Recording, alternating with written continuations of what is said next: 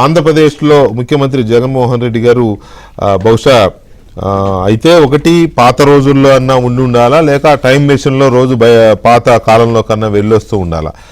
ఆయన ఇవాళ మాట్లాడిన మాటలు చూస్తే ప్రతి పదము తన హయాంలో ఏం జరిగిందో అవే రిపీట్ చేస్తూ అవి ఇప్పుడు జరుగుతున్నట్టుగా ఆయన ఊహించుకుంటున్నారో, లేకపోతే ఇప్పుడు జరుగుతున్నట్టుగా ఒక భ్రమలో ఉండి తాను భ్రమలో ఉండి ప్రజలందరినీ ఆ భ్రమలోకి తీసుకెళ్లాలనుకున్న అర్థం కాదు. ప్రతి పదము, ఎవ్రీ సింగిల్ వర్డ్, లేకపోతే కొన్ని ఆరోపణలు అన్నీ తన హయాంలో జరిగినవి మొత్తం ఇవాళ ఒక జగన్మోహన్ రెడ్డి గారు లేవనెత్తిన అంశాలు, ఆయన మాట్లాడిన మాటల మీద మనం చర్చను చూస్తున్నాం. చర్చలో మనతో విశ్లేషకులు సీనియర్ జర్నలిస్ట్ డివి శ్రీనివాస్ గారు ఉన్నారు. అలాగే Goud corporation, Andhra Pradesh Goud corporation chairman Gurumurthy గారు మనతో చర్చలో పాల్గొంటున్నారు. శ్రీనివాస్ గారు అండ్ గురుమూర్తి గారు నమస్కారం అండి. నమస్తే అండి. నమస్తే అండి.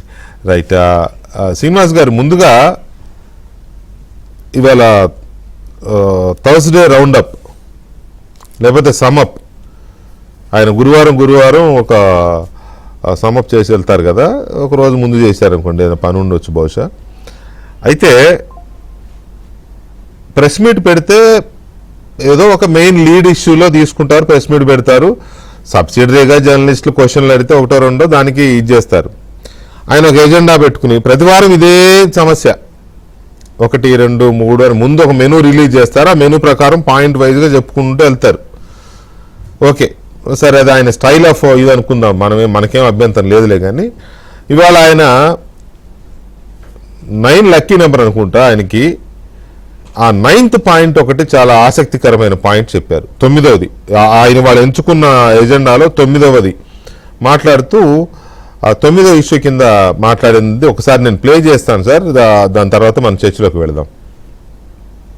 ఈరోజు రాష్ట్రంలో కనిపిస్తూ ఉన్నది ఏమిటి అని అంటే, మట్టి mafia, sand mafia, silica, quads, laterite అన్నీ మాఫియాని, లిక్కర్ మాఫియా, అధిక రేట్లకు పీపీఏలు, ప్రభుత్వ ఆస్తులను పప్పు బెల్లాలకు, వీళ్ళకి నచ్చిన వాళ్లకు, వీళ్ళ బంధువులకు కట్టబెట్టడం, అధిక రేట్లకు, మామూలు రేట్లు కూడా కాదు, ఎస్ఎఫ్టీకి 22,000 దాటింది. రాజధాని ప్రాంతంలో అమరావతి పేరు చెప్పి బిల్డింగుల పేర్లు చేస్తూ ఉన్న స్కాములు, పోర్టులు చెనిక్కాయలకు బెల్లాలకు అమ్మే కార్యక్రమాలు, ఫిషింగ్ హార్బర్లు చెనిక్కాయలకు బఠానీలకు అమ్మే కార్యక్రమం, మెడికల్ కాలేజీలు చెనిక్కాయలకు బఠానీలకు అమ్మే కార్యక్రమం, విలువైన భూమి ఎక్కడ కనపడినా కానీ విశాఖపట్నంలో ఆ భూమి నిలబడి ఉండడంలా అన్ని శనిక్కాయలకు బఠానీలకు వీళ్ళకి కావాల్సిన వాళ్ళకి ఇచ్చేయడమే, స్కాములు చేస్తాం. ఇవన్నీ కాక డ్రగ్స్, గంజాయి, బెల్ట్ షాపుల పేరిట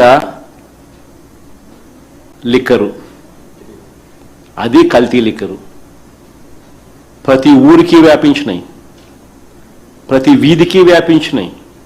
ఈరోజు ఏ ఊర్లలో కూడా ఈరోజు ఆ స్థాయికి తీసుకుపోయినాడు చంద్రబాబు నాయుడు గారు. సరే, ఇవన్నీ ఎక్కడో మనం విన్నట్టు మాట్లాడినట్టు అనిపిస్తుంది కదా. బాగా చెప్పారు వెంకటకృష్ణ గారు. ముందుగా గురుమూర్తి గారికి, ఏబిఎం వీక్షకులకు అందరికీ కూడా good evening. Good evening sir. Dream machine అని ఏదో ఉంటుందండి, ఏదో సినిమాలో పిల్లి పద్మనాభ సింహ, ఏదో బాద్షా సినిమా అనుకుంటా, అట్లాగే పిల్లి జగన్నాథ సింహన. ఇప్పుడు పిల్లి జగన్నాథ సింహ దాంట్లో నుంచి బయటికి రావట్లేదా? ఆ డ్రీమ్ మెషిన్ లో నుంచి ఆ శాండ్ మాఫియా, లేకపోతే ఆ లిక్కర్ మాఫియా, ఆ ల్యాండ్ మాఫియా, ఈ డ్రగ్స్ మాఫియా, గంజాయి మాఫియా ఎక్కడో విన్నట్టుగా ఉంది అని మీరంటే అదే ఆ డ్రీమ్ లో అన్నమాట. అంటే ఆ మాఫియా డ్రీమ్ మెషిన్ నుంచి తను బయటకు రాలేకపోతున్నాడు. తన హయాంలో జరిగినటువంటి మాఫియా ఏ విధంగా చెలరేగిపోయింది, ఆ రోజు మాఫియా రాజుగా జగన్మోహన్ రెడ్డి మార్చాడు, మాఫియా రాజుగా ఆంధ్రప్రదేశ్ జగన్మోహన్ రెడ్డి మార్చాడు అన్నది ఎవరు? అప్పట్లో రాజ్నాథ్ సింగ్ మీకు ఎన్నికల ప్రచారంలో తిట్టుదలు పెట్టాడండి. మీకు ఆ రోజు జేపీ నడ్డా, లేకపోతే ఇంకా కొత్త రకం మాఫియాలు కూడా చెప్పారు. ఎడ్యుకేషన్ మాఫియా అని, డ్రగ్స్ మాఫియా అని. అసలు ఇక్కడ జగన్మోహన్ రెడ్డి ప్రెస్ మీట్ పెట్టాడంటే ఇవాళ నాలెడ్జ్ క్యాప్సూల్ ఏం వదులుతాడు, లేకపోతే విజ్డమ్ పిల్ ఏంటి, జ్ఞాన గుళిక ఈ రోజు ఏం వదులుతాడని ఆ ట్రోలర్స్ సోషల్ మీడియా మొత్తం ఎదురు చూస్తూ ఉంటుందండి. ఇవాళ వదిలిన జ్ఞాన గుళిక ఏంటో చెప్పమంటారా? పట్టిసీమ లేకపోతే ప్రకాశం బ్యారేజ్, తేడా తెలియదు. అరే జూలై 8, ఆగస్టు 10 తేడా తెలియదు. అంటే ఇప్పుడు తనేంటి, యాదైతే ఏమి, యాదవ్ ఫోటో వేసుకోండాయా, అందులోనూ రామానాయుడు నవ్వుతానే ఉన్నాడు, ఇందులోనూ కలెక్టర్ నవ్వుతానే ఉన్నాడు అంటాడు. అంటే ప్రకాశం బ్యారేజ్ ఎక్కడో పట్టిసీమ ఎక్కడో కూడా తెలియకపోతే మొన్న ప్రెస్ మీట్ లో ఇలాగే నవ్వులు పాలయ్యాడు. డిఎస్సికి ఏపీపీఎస్సికి తేడా లేదని పాపం సజ్జలు అందించినా కూడా పబ్లిక్ సర్వీస్ కమిషనేగా అంటాడు. ఈ రోజు కూడా సజ్జల పోస్ట్ లో ఎవరు, కన్నబాబు ఏదో పాపం అందించాలని చూశాడు. ఆ యాదైతే ఏదో ఫోటో కదా అంటాడు. ఇక్కడ తను మీరు చూశారంటే వెంకటకృష్ణ గారు, అతను పాయింట్అవుట్ చేస్తూ ఇరిగేషన్ ప్రాజెక్టుల గురించి మాట్లాడాడు, లేకపోతే ఆ పంట బీమా గురించి మాట్లాడాడు. మీకు గుర్తుండే ఉంటుంది, కేంద్ర మంత్రి శివరాజ్ సింగ్ చౌహాన్ కరెక్ట్ గా 2025 జూలైలో ఎవరో రాజస్థాన్ ఎంపీ క్వశ్చన్ వేశాడండి. రాజస్థాన్ ఎంపీ ఆ బీమా గురించి క్వశ్చన్ వేస్తే రాజస్థాన్ గురించి చెప్పాల్సింది శివరాజ్ సింగ్ ఏమని చెప్పాడు చెప్పనా? ఆంధ్రప్రదేశ్ లో గతంలో ముఖ్యమంత్రి జగన్మోహన్ రెడ్డి ఇలాగే చేశాడు అంటూ ఆ జగన్మోహన్ రెడ్డి దెబ్బకి మేము అసలు ఫసల్ బీమా యోజన గైడ్ లైన్స్ మార్చేసాం అన్నాడండి. జగన్ ఆ 3 ఏళ్లలో 3,128 కోట్లు రైతులు కోల్పోయారు. ప్రభుత్వం కడతానన్న బీమా కట్టకపోవటం వల్ల రైతులకు జరిగిన నష్టం కేంద్ర మంత్రి చెప్పాడు. ఇలాంటి పరిస్థితి మళ్ళా ఏ రాష్ట్రంలో రాకూడదు, ఏ ముఖ్యమంత్రి చేయకూడదని ఫసల్ బీమా యోజన గైడ్ లైన్స్ మార్చాము అని శివరాజ్ సింగ్ చౌహాన్ చెప్పాడు. ఇతనేదో ఎవరిదో ప్రశ్నేసి చూపిస్తాడు, లేకపోతే ఇరిగేషన్ ప్రాజెక్టుల గురించి మాట్లాడతాడు. నువ్వు కదా ఇరిగేషన్ ప్రాజెక్టులను నాశనం చేసింది. శబరి తిట్టొదులు పెట్టిందండి ఎంపీ శబరి. ఆ రోజే శివరాజ్ సింగ్ చౌహాన్ ఆ ప్రశ్నకి జవాబు చెప్పిన రోజే సర్వారాయ ప్రాజెక్ట్ అంటాడ పులివెందుల్లో, దాంట్లో నీళ్లు రైతులకి ఇవ్వాల. జగన్మోహన్ రెడ్డి సీఎం గా సర్వారాయ ప్రాజెక్టు నీళ్లు ఎవరికి ఇచ్చారో చెప్పనా? వాళ్ళ మేనమామ రవీంద్రనాథ్ రెడ్డి చీనీ తోటలకు ఇచ్చారంట, భారతీ సిమెంట్స్ కి ఇచ్చారంట. నువ్వు ఇరిగేషన్ ప్రాజెక్టుల గురించి మాట్లాడతావు, చంద్రబాబు నాశనం చేశాడంటావు. వెలుగొండ గురించి కూడా ఎలా మాట్లాడాడు చూసారా? ఏదన్నా కడితే జగన్మోహన్ రెడ్డి గారు కట్టారు, లేకపోతే రాజశేఖర రెడ్డి గారు కట్టారు అంటాడు.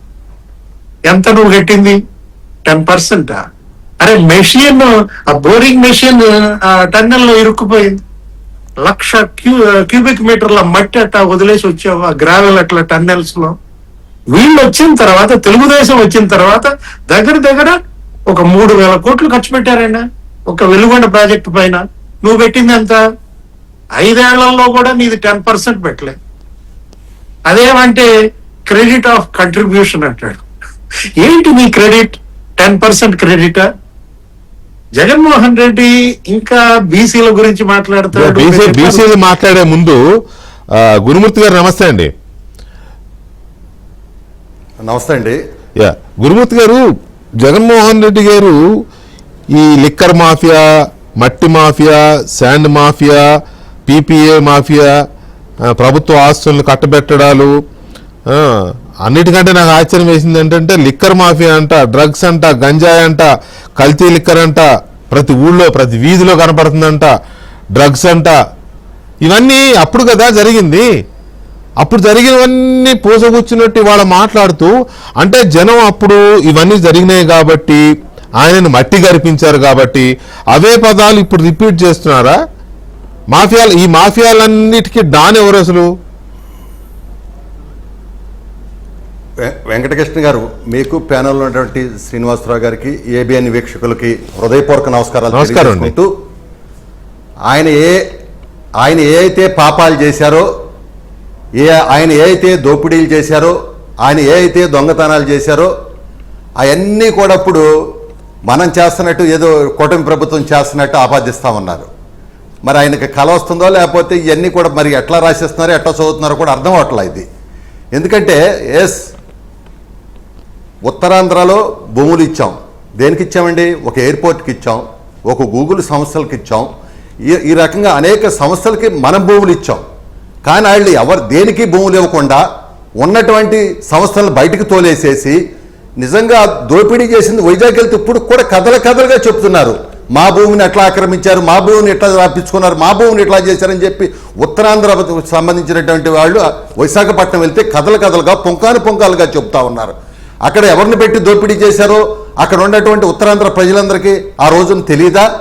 ఆ విధంగా చేసి వాళ్ళందరినీ భయభ్రాంతులు చేసి పైగా అక్కడ రాజధాని తీసుకొస్తానన్నా కూడా ప్రజలు నమ్మకుండా వన్ సైడ్ వార్ చేసేస్తే వాళ్ళని ఉత్తరాంధ్ర నుంచి పారదోలేస్తే ఆయన ఇంకా అబద్ధాలు చెప్తా ఉన్నాడు. అదేవిధంగా లిక్కరు, ఎవరండి అసలు లిక్కర్ పాలసీని మార్చింది ఎవరండి? లిక్కర్కు ఒక పాలసీ ఉంటుంది, కొంతమంది పాడుకుంటారు, కావలసినటువంటి బ్రాండులు తెస్తారు. వాళ్ళు ఏం చేశారండి? అసలు ఆయన ఎంత అమాయకంగా అంటే ఇవాళ కల్తీ లిక్కర్ అమ్ముతున్నామంట. ఎవడండి నాకు తెలవగా అడుగుతున్నాను, ఎప్పుడైనా భారతదేశ చరిత్రలో, ఆంధ్ర రాష్ట్ర చరిత్రలో బార్డర్స్లో చెక్ పోస్టులు ఎప్పుడైనా పెట్టారండి? దేనికి పెట్టారండి బార్డర్లో చెక్ పోస్టులు? ఇవాళ బార్డర్లో చెక్ పోస్ట్ లేదు కదా, ఎవరి మధ్యలో ఎవడైనా కొనుక్కోవచ్చు, ఎక్కడ బాగుందంటే అక్కడ కొనుక్కోవచ్చు. ఇవాళ అన్ని బ్రాండ్స్ని ఇక్కడ తీసుకొచ్చాం. నీ లిక్కర్ వల్ల ఆ రోజున నీ పాలసీ మార్చి నీ కార్యకర్తలను షాపుల్లో పెట్టి నువ్వు లిక్కర్ తయారు చేసి నీ వాళ్ళతో అమ్మించి, అది కూడా క్యాష్కి అమ్మించి 30,000 మంది ఆడబిడ్డల యొక్క తాళిబొట్టులు తెంపినటువంటి దుర్మార్గుడు జగన్మోహన్ రెడ్డి కాదా అని నేను అడుగుతా ఉన్నా. అంతేకాకుండా సుమారుగా 30 లక్షల మందికి కిడ్నీలు, లివర్స్, పక్షవాతం రోగాలు వచ్చి ఇవాళ ఎంతమంది ఇబ్బందులు పడ్డారో ఆ రోజున ఆ కసి వాళ్ళు కూడా ఎన్నికల్లో తీర్చుకున్నమాట వాస్తవం కాదా? అదేవిధంగా చిత్తూరు జిల్లాలో ఒక వ్యక్తి మద్యం గురించి ప్రశ్నిస్తే రెండో రోజున శవమై చంపించేసిన మాట వాస్తవం కాదా? ఇవాళ వీళ్ళు ఇన్ని పాపాలు చేసి, ఇన్ని దోపిడీలు చేసి, ఇసుకను దోసుకుని ల్యాండు, శాండు, వైను, మైను మొత్తం కూడా దోపిడీ చేసి ఇవాళ నీతులు చెప్తా ఉన్నారంటే నిజంగా కూడా ఇది హాస్యాస్పదంగా ఉంది. ఇంటానికి కూడా హాస్యాస్పదంగా ఉంది. మీరు అన్నారు ఇందాక ఎక్కడో విన్నట్టుండి అని, వాళ్లే చేసి ఈ రోజున ఇవన్నీ కూడా చేసామని ప్రెస్ మీట్ అంటే లాస్ట్ 5 years 2019 నుంచి 24 వరకు ఇటువంటి అరాచకాలు, ఇటువంటి లిక్కర్ మాఫియాలు, శాండ్ మాఫియాలు, మైనింగ్ మాఫియాలు, విశాఖలో భూముల కబ్జాలు, కడప నుంచి అక్కడికి వెళ్ళి కొంతమంది కబ్జాలు చేస్తున్నారని వచ్చిన ఆరోపణలు, విశాఖలో చాలామంది విశాఖ వాసులపైన దాడులు, కొట్టి భూములు లాక్కోవడాలు, ఇటువంటివన్నీ చూసి మాట్లాడి చర్చించి మేము ఉన్నాం. ప్రజలు అవన్నీ చూసి అలసిపోయి 151 నుంచి 11 తీసుకొచ్చారు. ఎందుకంటే అవన్నీ మాట్లాడి ఉన్నాం కాబట్టి, చర్చించి ఉన్నాం కాబట్టి, చూస్తున్నాం కాబట్టి ఇవన్నీ వింటుంటే మధ్యాహ్నం నాకు ప్రెస్ మీట్లో నాకు అనిపించింది ఇవన్నీ ఎక్కడో మాట్లాడినట్టుంది మనం కూడా అని నాకు డౌట్ వచ్చింది. నిజంగా లిక్కర్కి సంబంధించి మాట్లాడే నైతిక అర్హత కానీ, డ్రగ్స్ గురించి ఎక్కడండి? పూణే ముంద్రా పోర్టు నుంచి డ్రగ్స్ కొంటే విజయవాడ లింక్స్ బయటపడ్డాయి. ఓకే, డ్రగ్స్ గురించి, గంజాయి వనాలు, బ్రహ్మాండమైన గంజాయి వనాలను పెంచారు కదా హయాంలో, జగన్మోహన్ రెడ్డి గారి హయాంలో. ఓపెన్ గా మాట్లాడారు వైసీపీ నాయకులు, మాకు సంపాదించుకునే మార్గం ఇదే, మా నాయకుడు మాకు చూపించారు, ఓపెన్ గా మాట్లాడారు కొంతమంది. అలాంటి సందర్భాలన్నీ చూస్తే ఇప్పుడు ఆయన అవే మాట్లాడుతున్నాడు. డ్రగ్స్ అంటాడు, గంజాయి అంటాడు, లిక్కర్ అంటాడు, వీధిన లిక్కర్ దొరుకుతుంది, కల్తీ లిక్కర్ అంట.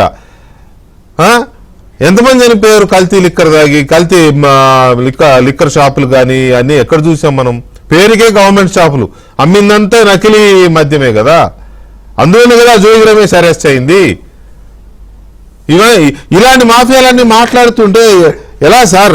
ఆయనకు చెప్తుంటే వినడానికి మరి మీ పార్టీ వాళ్ళు కానీ, కూటమి నాయకులు కానీ ఏం చేస్తున్నారు? వెంకటకృష్ణ గారు, ఇవన్నీ కూడా జగన్మోహన్ రెడ్డి గారు ఆయన హయాంలో చేశారు. ఎంత చేశారంటే ఆ రోజున మీరన్నట్టు డ్రగ్స్ కానివ్వండి ఎక్కడ దొరికినా మూలాల ఆంధ్రప్రదేశ్ అని తేల్చారు.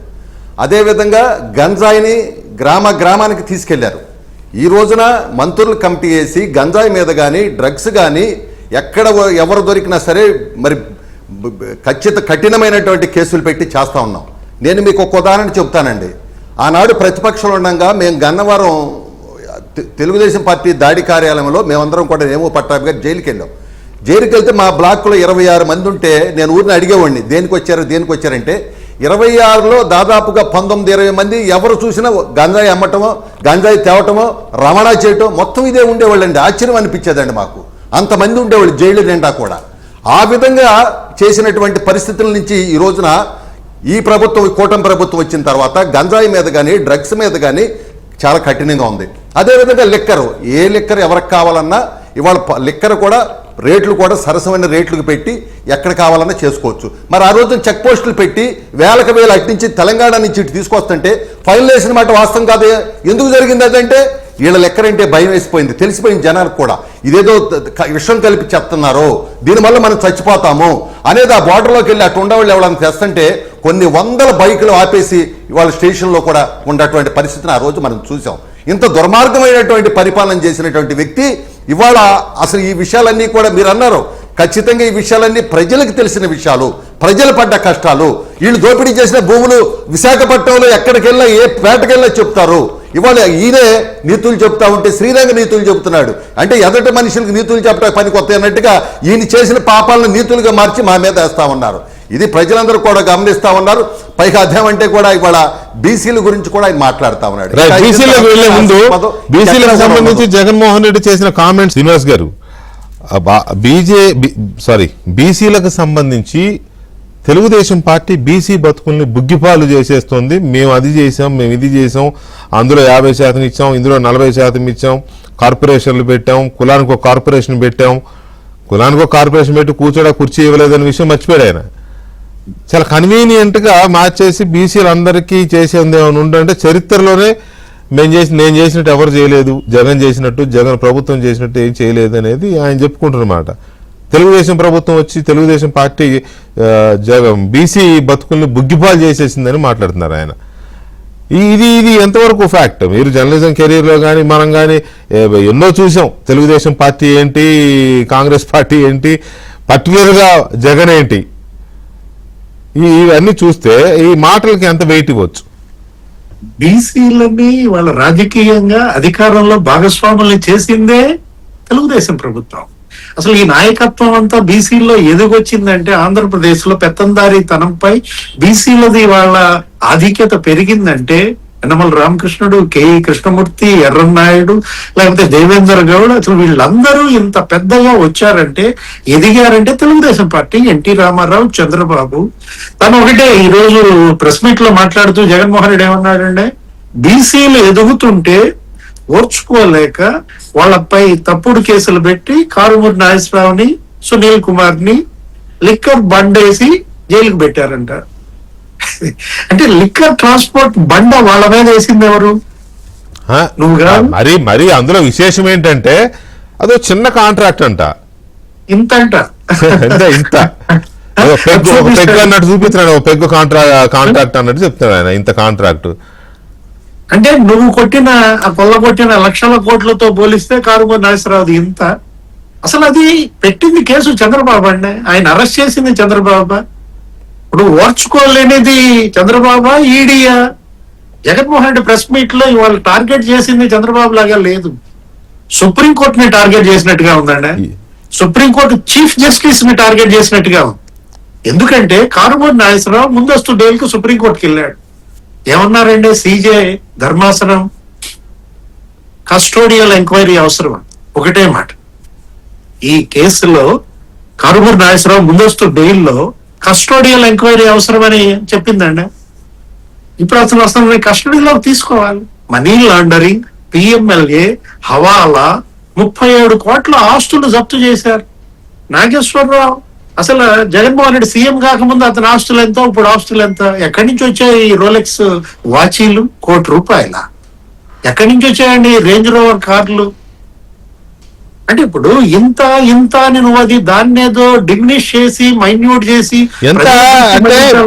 ఎంత హాస్యాస్పదం అంటే నిజంగా ఒక్కోసారి మాజీ ముఖ్యమంత్రిగా పనిచేసిన వ్యక్తులా మాట్లాడొచ్చా అని అనిపిస్తుంది. ఎందుకంటే బీసీలైన వీళ్ళని ఇంత కాంట్రాక్ట్ చేసిన కారుమూరి నాగేశ్వరరావుని అక్రమ కేసులో ఆయనకి ఇచ్చారు. ఆ పిల్లోడు సీదిరాపలరాజు వాళ్ళ కొడుకు, చిన్న పిల్లోడు, 18 ఏళ్ళ పిల్లోడు యాక్సిడెంట్ చేస్తే అది కూడా కారు యాక్సిడెంట్ కూడా కాదంట, బైక్ యాక్సిడెంట్ అంట. అంటే కారుతో గుద్ది చచ్చిపోతే ఒక కేసు, బైక్తో గుద్ది చచ్చిపోతే ఒక కేసు, ఇలా ఉంటాయా? కేసే కదా, యాక్సిడెంట్ కదా, పైగా మనిషి చనిపోయాడు కదా. ఎట్లా అంటే ఈ మాటల్ని మనం తను అంటూ ఏమన్నాడంటే దానికి కుట్రకోణం యాడ్ చేసి అప్పలరాజుని జైల్లో పంపారు అంటారు. కుట్రకోణం యాడ్ చేశారా, అప్పలరాజు కుట్ర చేశాడా? ఇప్పుడు కొడుకు గుద్ది చంపాడు, తండ్రి ఏం చేశాడండి? నిందితుడిని దాచిపెట్టాడు. అతని బదులు మరో నిందితుడిని ప్రొడ్యూస్ చేశాడు. ఆధారాలు రూపుమాపాలని చూశాడు. గోల్డెన్ అవర్స్ లో అసలు అతను వైద్యం అందిస్తే దానయ్య బతికేవాడు. ఇన్ని నేరాలు పాల్పడిన అప్పలరాజు బతికేవాడేమో, అది వేరే విషయం, బతికేవాడేమో. నీ ప్రయత్నం ఏది? ఇప్పుడు అతను కొడుకు చంపింది వ్యక్తినండి, తండ్రి చంపింది వ్యవస్థని. తండ్రి కుట్ర చేస్తే నువ్వు అప్పలరాజు మద్దతుగా నువ్వు మాట్లాడితే అసలు దానయ్య యాదవ్ కనీసం ఆ కుటుంబాన్ని పరామర్శించలేదు, ₹1 సహాయం చేయలేదు. అంటే ఇప్పుడు ఇందాక ఒక చిన్న విషయం మర్చిపోయాను వెంకటేష్ గారు, విత్ యువర్ పర్మిషన్ నేను ఒక చిన్నది డివియేట్ చేశాను అనుకోవద్దు, సమయం లేదు కాబట్టి. తను ఎస్ఐని విఆర్ కి పంపాడనో ఏదో అంటాడు గంజాయి కేసులో. గౌతమ్ సవాంగ్ ఎందుకు బదిలీ చేశాడండి? ఒకటే క్వశ్చన్ నేను అడుగుతున్నాను. జగన్మోహన్ రెడ్డి డీజీపీగా గౌతమ్ సవాంగ్ ని బదిలీ చేసింది ఎందుకు? అక్కడ అనకాపల్లి కోడూరు దగ్గర 200 టన్నుల గంజాయి తగలబెట్టాడండి. ఎవరు? గౌతమ్ సవాంగ్ స్వయంగా నిప్పంటించాడు 200 టన్నుల గంజాయి. వెంటనే 3 days లో బదిలీ చేశాడండి. అంటే మా వాళ్ళు పండించుకున్న గంజాయిని నువ్వు తగలబెడతావా అని 3 రోజుల్లో. అంటే ఎవరి ఒత్తిడి మేరకు నువ్వు బదిలీ చేసావు? గంజాయి డాన్, అక్కడ విశాఖపట్నంలో ఉన్న గంజాయి డాన్, ఆ డోర్ డెలివరీ చేసిన ఆయనేగా. ఆ మన్యం జిల్లాలో ఆ డోర్ డెలివరీ అతనే కదా. అంటే అనంతబాబు చెప్పాడని అతను ఒత్తిడికి నువ్వు తట్టుకోలేక నువ్వు గౌతమ్ సవాంగ్ని బదిలీ చేసి నువ్వేదో వాళ్ళని విఆర్ లో పెట్టావంటారు. అసలు తెనాలి ఎందుకు వెళ్ళాడండి ఇతను? జగన్మోహన్ రెడ్డి తెనాలి వెళ్ళి ఎవరిని పరామర్శిస్తాడు?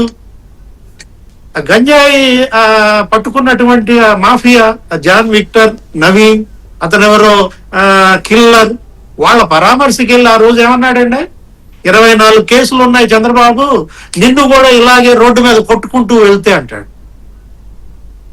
అంటే నువ్వు గంజాయి మాఫియాకి నువ్వు ప్రొటెక్టర్ గా పరామర్శలు వాళ్ళని చేస్తూ, ఆ రోజు వినుకొండలో ఒక రౌడీ షీటర్ ని మర్డర్ చేస్తే వీళ్ళ మాజీ ఎమ్మెల్యే ఏమన్నాడండి? మావాడే గంజాయి మత్తులో చంపాడు అన్నాడు. ఎవరు? గోపిరెడ్డి శ్రీనివాసరెడ్డి రషీద్ ఆ హత్యను ఉద్దేశించి ఇట్లా నువ్వు గంజాయి మాఫియా, డ్రగ్స్ మాఫియా నువ్వే పేటెంట్ అయితే వాటన్నిటికీ నువ్వు ఇంకా ఈ రోజు ఈ రకంగా సన్నాయి నొక్కులు రైట్. ఒక్క నిమిషం శ్రీనివాస్ గారు, బీసీలకు సంబంధించి గురుమూర్తి గారు, బీసీలకు సంబంధించి బీసీల బతుకులు బుగ్గిపాలు చేస్తున్నాడు అనేది జగన్మోహన్ రెడ్డి వాళ్ళ చేసిన ఒక ఆరోపణ తెలుగుదేశం పార్టీ మీద.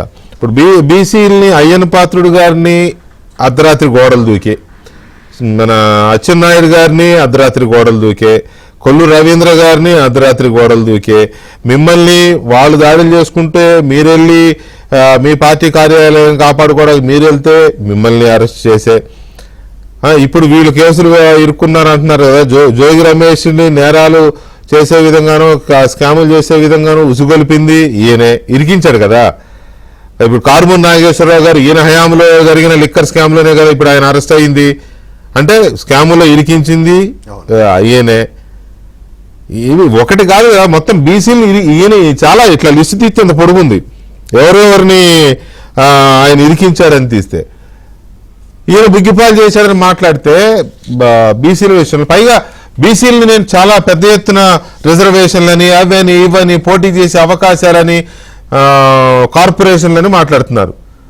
మీరు కార్పొరేషన్ చైర్మన్గా ఉన్నారు. ఇప్పుడు ఏది నిజం? అప్పుడు నిజమా, ఇప్పుడు నిజమా? వెంకటకృష్ణ గారు, మీరన్నట్టు జగన్మోహన్ రెడ్డి గారు ఆ రోజున 5 సంవత్సరాల పాలనలో బీసీల మీద విపరీతమైనటువంటి కక్ష సాధించారు. ఎందుకు సాధించారంటే ఈ బీసీ నాయకత్వాన్ని కనుక భయభ్రాంతులు చేసి తొక్కేస్తే భవిష్యత్తులో తెలుగుదేశం పార్టీకి భవిష్యత్తు ఉండదు, నేను ఏకఛత్రాధిపత్యంగా పరిపాలించుకోవచ్చు అని చెప్పి బీసీల మీద అక్రమ కేసులు పెట్టి అచ్చెన్నాయుడు గారు చేసిన పాపం ఏంటంటే మీరన్నట్టు 600 కిలోమీటర్లు దాదాపుగా ఆ రోజు ఫైల్స్ ఆపరేషన్ చేసుకుంటే సీట్లో కూర్చోపెట్టి గుంటూరుకి ఆపి తీసుకొచ్చి బ్లడ్ అంతా కారిపోతా ఉంటే ఎంత దుర్మార్గం అండి. ఒక పక్కన కరోనా టైంలో ఎంత ఇబ్బంది పెట్టాడండి అచ్చెన్నాయుడు గారిని. అదేవిధంగా అక్కడ కోన రవికుమార్ గారు, చింతకాయల అయ్యన్నపాత్రుడు గారు, కొల్లు రవీంద్ర గారు, అదేవిధంగా మరి అక్కడ బీదా రవిచంద్ర గారు, మహిళలండి గౌతు శిరీష గారిని ఎంత సోషల్ మీడియాలో ఎంత ఘోరాతి ఘోరంగా ఇబ్బంది పెట్టారు. పంచుమతి అనురాధ గారిని ఎంత ఘోరాతి ఘోరంగా ఇబ్బంది పెట్టారు. ఈ విధంగా నాయకత్వం, బీసీ నాయకత్వాన్ని మీరు చెప్పారు. మేము ఏ కౌన్సిల్ చైర్మన్ గా ఉన్న షరీఫ్ గారిని ఎంత భయంకరంగా హ్యూమిలియేట్ చేశారు గారిని చేశారు. ఆ రోజున బీదా లోన్ ఉన్నటువంటి బీదా రవిచంద్ర గారిని వాళ్ళందరూ కూడా హెరాస్ చేశారు వాళ్ళు. ఆ విధంగా బీసీ నాయకత్వాన్ని అణిచివేయాలని చూశారు. అదైపోతే ఎంతమంది బీసీని చంపేశారండి వీళ్ళు. తోటచంద్ర ఏమన్నా పాపం చేశాడా? ఏ జై జగన్ అంటే జై చంద్రబాబు అంటే పేక్ కోసి చంపేస్తారా? ఒక అబద్ధ సౌభాగ్యం తెలియని బిడ్డ అమర్నాథ్ గౌడ్ ఏం పాపం చేశాడండి? తన అక్కని ఏడిపించినందుకు అడిగినందుకు ఒక పసిబిడ్డ నోట్లో బుక్స్ పెట్టి గోతాలు చుట్టి పెట్రోల్ పోసి నడి రోడ్డు మీద కాల్ చేస్తే బహుశా భారతదేశంలో లాంటి సంఘటన ఎక్కడైనా జరిగిందా? కనీసం దాన్ని పరామర్శించారా? ఆ రోజు చంద్రబాబు నాయుడు గారు వచ్చి అక్కడ అనగానే సత్యప్రసాద్ గారు ఆ కుటుంబాలను ఆదుకున్నటువంటి పరిస్థితి ఆ రోజు మనం చూసాం. ఏమన్నా పట్టించుకున్నారా వాళ్ళని? అదేవిధంగా నందం సుబ్బయ్య. అంతేకాదు వీళ్ళు సామ్రాజ్యం, ఈ రోజున జగన్మోహన్ రెడ్డి సామ్రాజ్యం ఏదైతే ఉందో వాళ్ళ తాత కావచ్చు, వాళ్ళ తండ్రులు కావచ్చు, జంకా వెంకట నరసయ్య అనేటువంటి ఏదైతే మైనింగ్ ఓనర్ చంపి వీళ్ళు ఏ విధంగా వచ్చారో కడపెళ్తే అందరూ కూడా చెప్తారు. ఆ రకమైనటువంటి అలవాటు ఆ రోజు నుంచి ఈ రోజు వరకు కూడా ఊచకోత కోసి బీసీలందరూ ఊచకోత కోత కాకుండా మాకు వచ్చినటువంటి నిధులు 75,000 కోట్ల నిధులను దారి మళ్ళించి 30 పథకాలు ఆ రోజున మా బిడ్డలందరూ కూడా విదేశాలకు వెళ్ళి, మా బడుగు బలహీన వర్గాల బిడ్డలు మొట్టమొదటిసారిగా విమానం ఎక్కి విదేశాలకు వెళ్ళి చదువుకుని అక్కడ స్థిరపడి మా కుటుంబాలన్నీ కూడా ఇవాళ పచ్చగా ఉంటే ఈ మహానుభావుడు వచ్చిన తర్వాత విదేశీ విద్యను రద్దు చేసిన మాట వాస్తవం కాదా? చంద్రన్న బేమ ఎంతమంది బడుగు బలహీన వర్గాల అసంఘటిత కార్మికులు రోజువారీగా పనిచేసేవాళ్ళు చనిపోతే 5 లక్షల రూపాయలు, సాధారణ మరణానికి 2 లక్షలు, యాక్సిడెంట్గా 5 లక్షలు ఇస్తే ఆ పథకాన్ని రద్దు చేశాడు. అదేవిధంగా అన్న క్యాంటీన్లు ఎవరైతే ఈ బడుగు బలహీన వర్గాల ప్రతిరోజు కూడా పట్టణాలకు వెళ్ళి కలో గంజో కాయ కట్టి అమ్ముకొని 10 రూపాయలు వస్తే ఆ దాంతో కాస్త అన్నం తిని ఇంటికి వెళ్ళేటువంటి పరిస్థితిని ఎంత దుర్మార్గం చేశాడండి ఈయన. ఇవాళ ఒక్కటేనండి, నిధులు పోగొట్టాడు, దాడులు చేశాడు, చంపేశాడు, హత్యలు చేశాడు. ఇవాళ నేను చెబుతున్నా, గౌడ కార్పొరేషన్ చైర్మన్గా ఈ రోజున నేను మా నాయకుడు నారా చంద్రబాబు నాయుడు గారి దగ్గరికి వెళ్ళి, సార్ ఈ బ్రాందీ షాపుల్లో మీరు చెప్పారు, బారుల్లో మాకు చెప్పారు వాటా ఇమ్మన్నాం, ఇవ్వటమే కాదు మా సర్దార్ గౌతుల అచ్చన గారు, మా దొమ్మేటి వెంకటరెడ్డి గారు, ఒడ్డే ఓబన్న గారు, అదేవిధంగా కనకదాస్ గారు, అదేవిధంగా అపర భగీరథుడు, ఇలా ఎంతో మంది మా జాతుల్లో ఉన్నట్టు వాళ్ళకి మొట్టమొదటిసారిగా దేశ చరిత్రలో జయంతి కార్యక్రమాలని ప్రభుత్వమే ఇవాళ నిర్వహణ చేస్తూ ఉంది. మేము అడిగాం కార్పొరేషన్ ఇచ్చి, సార్ 5 సంవత్సరాలు మా గీత కార్మికులు ఎంతో మంది చెట్టు మీద నుంచి పడితే పట్టించుకున్న పాపాన్ని పోలేదంటే చూడండి 5 సంవత్సరాలు ఇద్దాం, ఇప్పుడు ఎవరుంటే చూడండి ఇద్దామని చెప్పి ఈ రోజున మేము ఆ రకంగా చనిపోయిన వాళ్ళకి మేము ఇవ్వబోతా ఉన్నాం. అదేవిధంగా ఒడ్డర్లకి 10% వాటా ఇవాళ ఏదైతే మైనింగ్లో ఇవ్వబోతా ఉన్నాం. అదేవిధంగా మత్స్యకారులకి మరి 25,000 రూపాయలు, అదేవిధంగా చేనేత కార్మికులకి 25,000 రూపాయలు, ఇవి అదేవిధంగా నాయ బ్రాహ్మణులకి మరి ఏదైతే ఉచిత కరెంటు, అదేవిధంగా చేనేత కార్మికులకి మగ్గాలు ఉంటే 200, మరమగ్గాలు అయితే మరి 500 యూనిట్లు. ఈ విధంగా ప్రతి కులాన్ని కూడా మేము తీసుకుని ఈ రోజున మేము పనిచేస్తా ఉన్నాం. నేను అడుగుతా ఉన్నా, ఇదే జోగి రమేష్ ఇవాళ ఎందుకు జైలుకి వెళ్ళాడు? కారుమూరి నాగేశ్వరరావు గారు ఎందుకు జైలుకి వెళ్ళారు? ఈ బలిపీఠం మీద ఎక్కించింది జగన్మోహన్ రెడ్డి కాదా అంటున్నాడు అని అడుగుతా ఉన్నా. ఆయన యొక్క పాపం మరి ఏదైతే పేద బడుగు బలహీన వర్గాల శవాల పునాదుల మీద వ్యాపార సామ్రాజ్యం నిర్మాణం చేస్తే అందుట్లో సమిధులుగా బీసీలు చేసింది జగన్మోహన్ రెడ్డి కాదా అని నేను అడుగుతా ఉన్నా. వీళ్ళ సమిధులను చేసి ఇవాళ మేమేదో కక్ష సాధించామని మాట్లాడతాం ఎంత దుర్మార్గమైనటువంటి విషయం అని నేను అడుగుతా ఉన్నా. అదే జోగి రమేష్ కనీసం మా గీత కార్మిక కుటుంబాలు చనిపోయినటువంటి బిడ్డలకి ₹1 ఎప్పుడన్నా ఇప్పించాడు అడుగుతున్నా. అదేవిధంగా బారుల్లో మేము 10% వాటా ఇచ్చా, మీరు ఏదైనా చేశారా అని నేను అడుగుతా ఉన్నా. బ్రాందీ షాపుల్లో 10% వాటా ఇప్పించా, మేము ఈ రోజు మేము ఇప్పించాం, మీరు ఇప్పించారా అని చెప్పి మేము అడుగుతున్నాం. నిన్ననే సర్దార్ గౌతులచ్చన్న గారి యొక్క జయంతి కార్యక్రమాన్ని మా బీసీ మంత్రి సవితమ్మ గారు, కొల్లు రవీంద్ర గారు చేస్తే అనగాని సత్యప్రసాద్ గారు మా బీసీ బిడ్డలందరికీ కూడా ఈ రాష్ట్రంలో ఉన్నటువంటి బిడ్డలకి 25 లక్షల రూపాయల సొంత నిధులతో మేము ఇక్కడ కార్యక్రమాన్ని చేసాం. ఈ విధంగా రాష్ట్రంలో అనేక ప్రాంతాల్లో మా యొక్క కార్యక్రమాలకి ప్రభుత్వంతో పాటు మరి అనేక మంది పెద్దల సహకారం తీసుకుని బ్రహ్మాండమైనటువంటి కార్యక్రమాలను మేము శ్రీకారం చుడుతున్నాం. రాబోయేటువంటి రోజుల్లో ఆ రోజున మాకు ఏదైతే బీసీలో కుల వృత్తులు ప్రధానమైనటువంటి కుల వృత్తులు, ఆ రోజున కుల వృత్తుల్లో బతికేటువంటి మాకు ఎలాంటి అవకాశాలు లేవు, వ్యాపారం లేదు, విద్య లేదు, వ్యవసాయం లేదు. అలాంటి పరిస్థితులు అన్న నందమూరి తారక రామారావు గారు వచ్చిన తర్వాత రాజకీయాల్లో స్థానిక సంస్థలు 20% వాటేస్తే చంద్రబాబు నాయుడు గారు 30% దాన్ని పెంచడం జరిగింది. ఈ రోజు జగన్మోహన్ రెడ్డి గారు 10% పోయింది, 16,800 మంది మేము నష్టపోయాం. ఈ పాపం జగన్మోహన్ రెడ్డిది కాదా? ఇవాళ అన్ని అబద్ధాలు ఆడుతా ఉన్నాడు. అదే శ్రీనివాస్ గారు, ఇక్కడ బీసీ రిజర్వేషన్లు అనేసరికి ఎక్కడో ఒక రకమైన కలవరం మొదలైంది. సరే, జగన్మోహన్ రెడ్డి గారికి ఈ కోర్టులో ఏమవుతుంది ఏంటి అనేది పక్కన పెడితే, అది కోర్టులో ఉండాల్సిన వేశారు, పిల్లు వేశారు కాబట్టి కోర్టుకు వెళ్ళింది. అది ఈ 34% రిజర్వేషన్ అనగానే బీసీలకు మేము అది చేసాం ఇది చేసాం, వీళ్ళు నాశనం చేస్తున్నారు, ఇవ్వడాన్ని సమర్థించాలి కదా. సమర్థించకుండా వీళ్ళకి చిత్తశుద్ధి లేదు, ఇలాంటి మాటలేంటి? మీకు అంత నమ్మకం లేకపోతే చేసేదాకా వెంటపడి, జీవో ఇచ్చారు కదా, చేసేదాకా వెంటపడాలి కదా. అది చేయకుండా ఈ ఫౌల్ క్రైని ఎలా చూడాలి? నిన్న మాట్లాడిన దానికి ఇవాళ మాట్లాడిన దానికి జగన్ స్వరంలో మార్పు. వాళ్ళ కార్యకర్తలతో నిన్న మాట్లాడుతూ యుద్ధం చేయండి, స్థానిక సంస్థల ఎన్నికల్లో ఢీ కొట్టండి, ఈ విధంగా మాట్లాడిన అతను ఈ రోజు ఏం మాట్లాడాడండి? ఈ రోజు ఏమని మాట్లాడాడు? ఎటు ఓటమి తప్పదు, రాబోయే ఎన్నికలు స్థానిక సంస్థల్లో చిత్తుగా ఓడతామనే భయంతో లెట్ ద డెమోక్రసీ షుడ్ ప్రొవైడ్లను ఏదో చెప్తున్నాడు. పోరాడాల్సిందే అయినా కూడా అంటాడు. అంటే ఇప్పుడు మీరే చెప్పారు 34% రిజర్వేషన్స్ అండి. నువ్వేం చేశావు? కనీసం వాదన వినిపించకుండా 24% పరిమితం చేస్తే గురుమూర్తి గారు చెప్తున్నారు 16,000 పోస్టులు కోల్పోయారు బీసీలు. అది గుర్తొచ్చింది. ఏది? రేపు పొద్దున స్థానిక సంస్థల ఎన్నికల్లో బీసీలంతా తిరగబడతారు వైసీపీ పై. మళ్ళా కొత్త నాయకత్వం బీసీలో ఆవిర్భవిస్తుంది, మళ్ళా బీసీల నుంచి జడ్పీ చైర్మన్లు అవుతారు, మేయర్లు అవుతారు అనే భయం కనపడతారు. అతను ఏంటంటే ఏదో చెప్తాడు, ఏది నేను ఎంతమందికి బీసీలు ఇచ్చా, ఏదో లిస్టు చదివాడు. ఎక్కడున్నాడు నువ్వు ఇచ్చిన బీసీలు ఇచ్చినటువంటి ఆ రాజ్యసభ సభ్యులు? 4 రాజ్యసభ సభ్యులు ఇచ్చాను బీసీలకు అన్నావు. మోపిదేవి వెంకటరమణరావు తెలుగుదేశంలో ఎందుకు చేరాడు? నువ్వు సరిగ్గా చూస్తే నీ మీద తిరగబడి కదా తెలుగుదేశంలో జరిగింది మోపిదేవి. నీతో పాటు జైలుకి వెళ్ళినటువంటి మోపిదేవి. ఆర్ కృష్ణ ఎక్కడున్నాడు? నీ పక్కన ఎందుకు వెళ్ళాడు? బీజేపీలో ఎందుకు చేరాడు? ఇదంతా బీసీ వ్యతిరేక ఇది కదా, బీసీలపై నువ్వు చేసిన దమనకాండ కాదా? ఎంతమంది బీసీలను చంపారండి? గురుమూర్తి గారు లిస్ట్ మొత్తం చదివారు. సజీవ దహనాలు చేశారు. అసలు నరికి చంపారే. ఏమడిగాడు, ఏమన్నాడు నందన్ సుబ్బయ్య?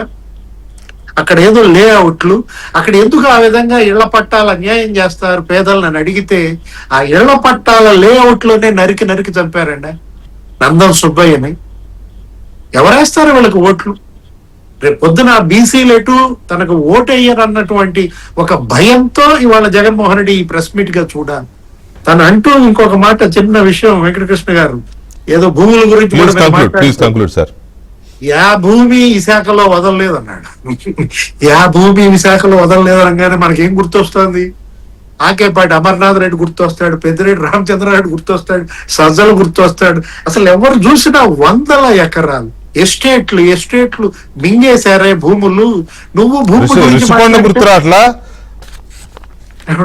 రుషికొండ గుర్తురాట్లేదు అంటున్నా. భూములు మింగిన నువ్వు సార్, భూములు కాదు, కొండలు గుట్టలు మింగేసి. అంటే అదే మీరు అన్నది, ఏది ఆ డ్రీమ్ మెషిన్ లో నుంచి బయటికి రావట్లా. Yeah right sir, thank you very much Srinivas గారు అండ్ గురుమూర్తి గారు, థ్యాంక్ యూ అండి. ఇది ఇవాళ డిబేట్. మళ్ళీ